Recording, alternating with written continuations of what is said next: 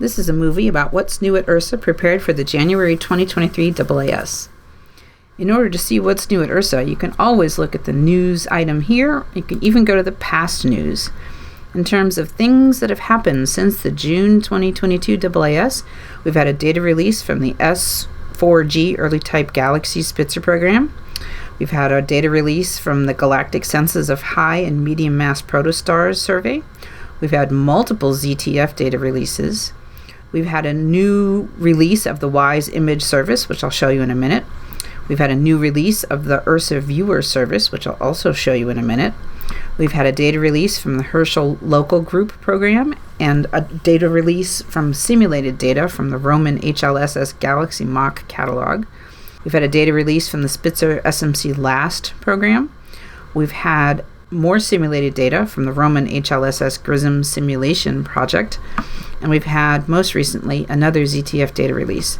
Please do subscribe to our monthly newsletter. We send out newsletters that include information about new data releases, new services, and events that might be of interest to the community. The WISE image service has been recently brought up to date to have all the same capabilities as other Firefly-based tools at IRSA. So you can search on a target. It's got all the same options that the old one did. It just has more capability in the search results. So just as before, it gives you all of the images from an image set colored differently in the results. But now, by default, it comes back with the image set shown here in this view, where it gives you all of the images from the image set. You can also view images one at a time, or you can view all the images that are returned by your search. But this shows you all the images from the image set. If you wanted to create a 3-color image from the images in the image set, you can do that. If you want to see the single exposures, it by default shows you all of the individual images. If you search instead on a moving target, it can give you a huge number of individual exposures if you search over the entire mission. Unlike the old service, it will give you the calculated positions of the orbital path, and the coverage tab shows you the calculated orbit as well as the individual frames that it found that match the position on the sky. In order to download data, you can select individual frames or all of the data and then click on Prepare Download to prepare the download. If you're downloading a lot of data, you probably want to enable email notification because it will email you when it's done packaging, and it'll email you links that you can then download when it's ready.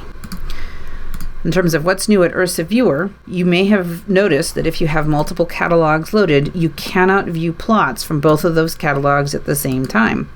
Now you can.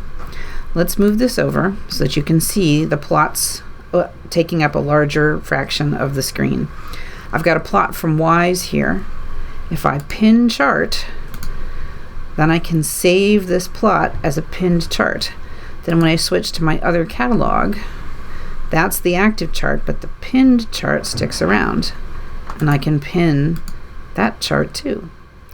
So now, when I'm changing between catalogs, the active chart changes, but the pinned charts stay the same. Once you start to have more and more charts accumulate, it may be harder to see. So you can view these as tabs so that the pinned charts show up as larger. You can also view them, of course, individually, taking up as much space as possible. But for only 2 charts, this is probably fine. If you have lots of catalogs loaded, it is useful also to be able to select a chart. See how it's outlined in orange? And if you click Show Table, it brings the corresponding table to the foreground. Even though these charts are pinned, you can filter down the catalog and have the charts respond. So that if I filter this down to only have the signal to noise ratio greater than 10, this pinned chart responded to that filter. Note also that the feature from several months ago where you can draw a line on an image and extract the fluxes from the image along that line, that is an active chart. But if I want to actually pin it and have it stick around, I have to separately pin that chart, and then that chart becomes saved as a pinned chart. That's what's new at IRSA. We have lots of new videos also. If you have ideas for videos that you'd like us to make, if you'd like us to give an online Zoom talk to your class or your department, let us know at the help desk. And please come by the AAS booth. We'd love to give you a demo at the AAS.